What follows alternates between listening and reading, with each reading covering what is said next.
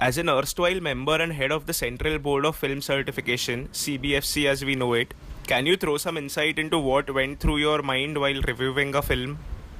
In CBFC, we have 9 regional offices. Okay. So there is one in Calcutta which looks after the northeast also. Then there is one in Delhi. Then there is one in Maharashtra. Then there is one in all the different South Indias. So there are 9 regional offices, and all those offices are manned by regional officers. They're ICE officers. They come from various disciplines. They serve 3 years. Sometimes they get an extension, otherwise they just carry on.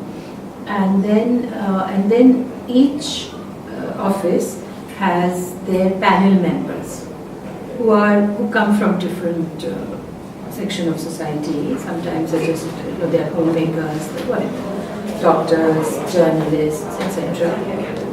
And they actually see the film and they certify the film.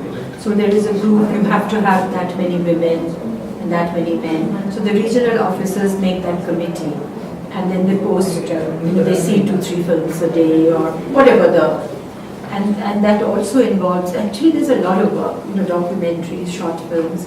So they see this and then they, according to the guidelines. So in one way, we are an arm of the Information Broadcasting Ministry, and then we are also, I consider CBFC as an enabling bridge between the government and the industry and the civil society. So we are in touch with all three and try and do our best, bring that.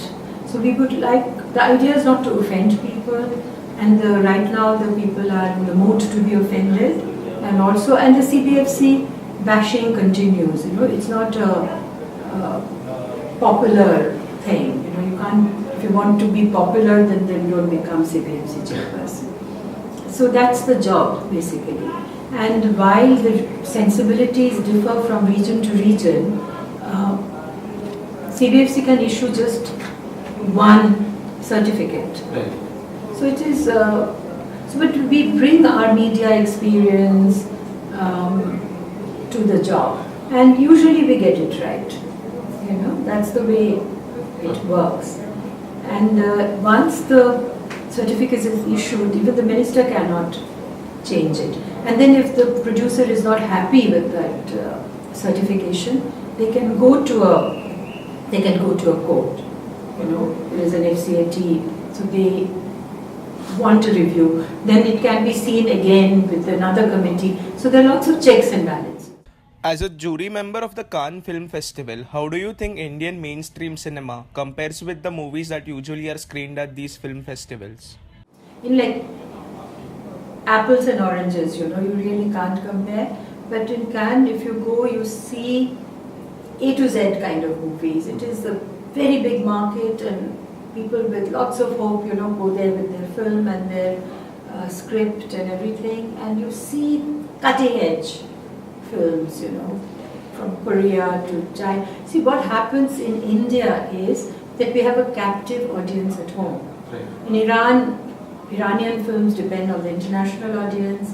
The Chinese film, because the Chinese film have a local market of their martial art and their kind of film. But the good films are again dependent on the international market. Turkish films are. Our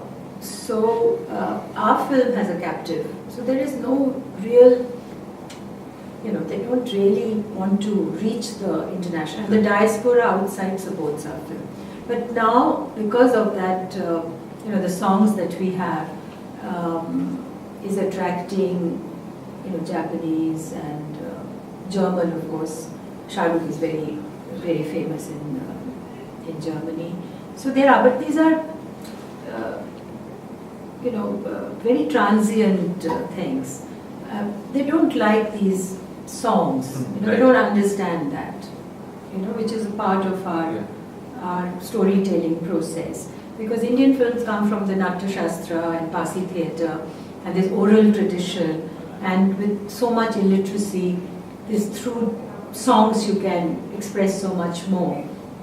So I think we followed a different grammar. Right. So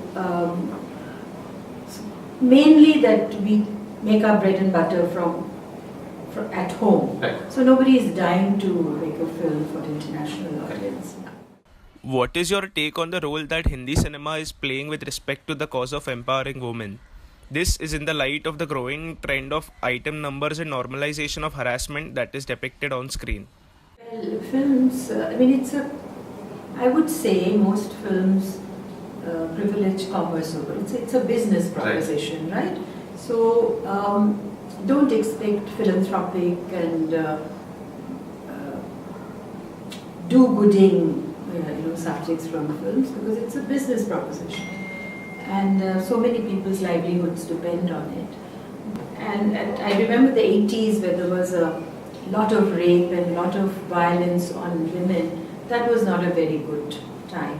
But over the years now, I think things have improved, and like in Piku and Nirja, you see strong women characters, and even Pink has done so well, and has people have accepted that. But so I think women's role is changing. But I think we have to look at the family. I don't think cinema is a bigger institution than family. So family has to treat their women equally, because you see that people save money from the boys' education and girls' marriage. You hear these things continuously, and girls are expected to behave like girls.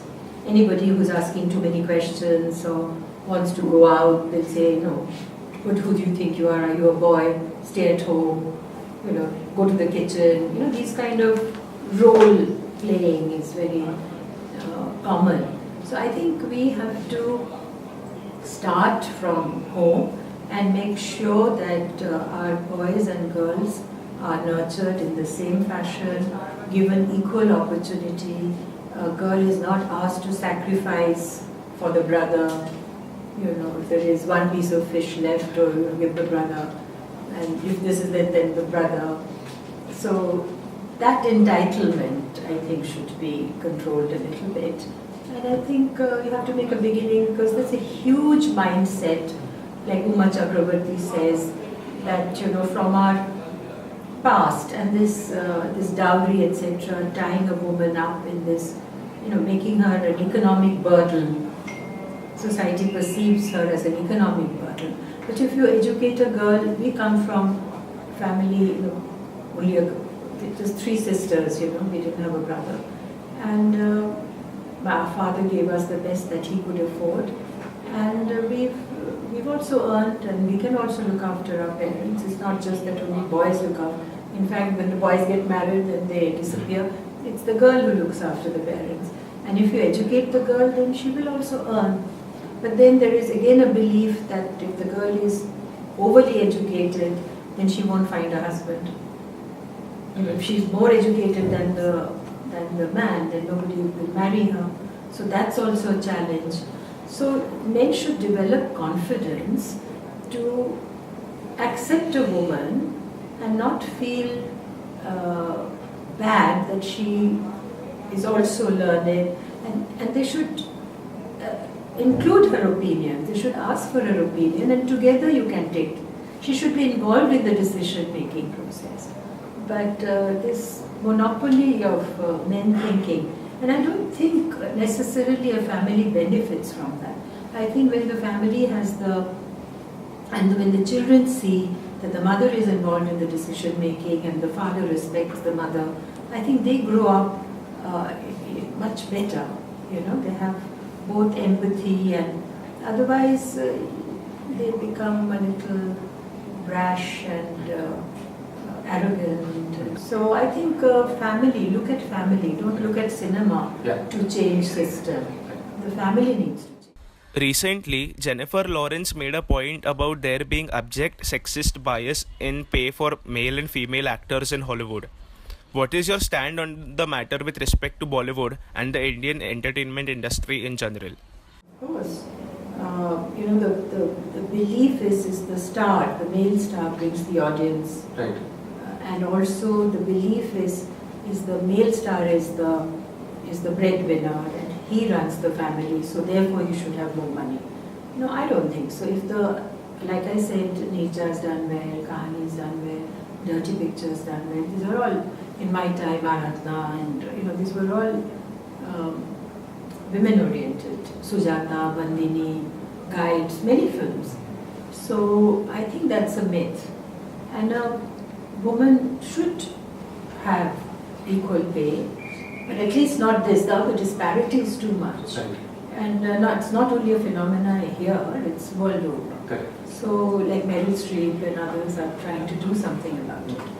But again, it's a mindset, it's a patriarchal society, and every step of the way has been challenged, and things have many. Right to vote has come, the domestic violence bill has come, so panchayat, so many good laws have come, but slowly things will change. We can wait. Yeah.